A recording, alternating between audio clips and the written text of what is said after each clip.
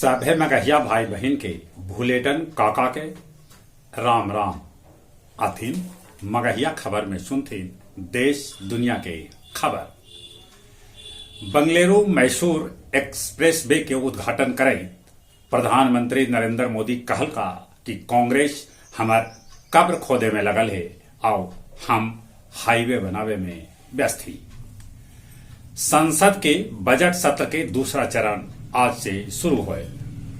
दुनिया के सबला लम्हर रेलवे प्लेटफॉर्म बनल कर्नाटक के श्री सीधारूढ़ स्वामी जी हुबली स्टेशन के प्लेटफॉर्म। दिल्ली के विधायक सभा के 66% बढ़ गए वेतन।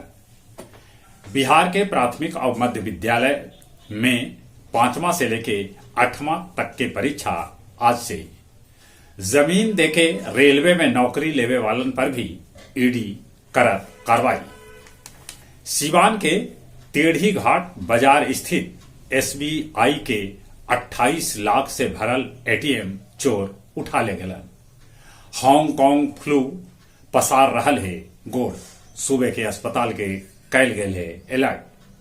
समस्तीपुर में सीएसपी संचालक के गोली मार के 6.5 लाख रुपया लुटेरा लूट ले गलन। दिल्ली से बच्चा के शव लावे एगो कार टम्फर से पूर्वांचल एक्सप्रेस पर टकरा गए, जरा में ड्राइवर समेत एक के परिवार के 5 आदमी के हो गए दर्दनाक मौत।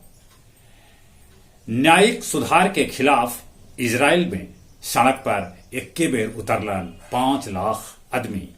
भारत के मदद से श्रीलंका 40 लाख लैकन के किताब के कैलक जुगाड़। नासा के स्पेस एक्स मिशन से अंतरिक्ष में 5 महीना से रह रहा 4 गो अंतरिक्ष यात्री सुरक्षित धरती पर लौट आयलन। ऑस्ट्रेलिया में आग से ओजोन के छेद 10% बढ़ गया। थाईलैंड के श्रद्धालु भिक्षु बने के लेलन बोध गया में दीक्षा। हैमजापुर स्थित मदरसा रस्तूल होड़ा के लाइब्रेरी में वज़्न कलमकार और आवामी उर्दू निफाज कमेटी के तरफ से आयोजित कैल गेल मुशायरा। गया जी में 1-2 जगह न ढेरे जगह पर पाइप के है लीकेज। गंगा के पानी रोड पर छितरा रहल है। बांके बाजार के लुटुआ में 16 एकड़ में लगल अफीम के फसल पुलिस कैलक नष्ट। बथानी में मगध सम्राट जरासंध के मूर्ति के कैल गेल अनावरण।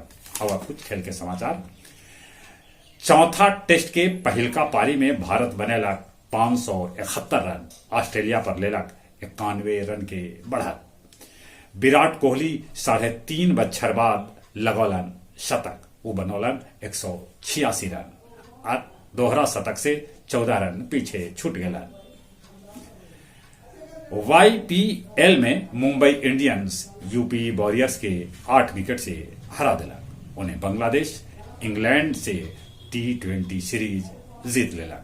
जहां तक मौसम के सवाल है, मौसम विभाग सूचना दिलका है कि ई बच्छड़ 1 सप्ताह में बढ़ सका है 35 डिग्री तक तापमान। चलित एक बार फिर से अपने सभे के बुलेटिन काका के राम राम।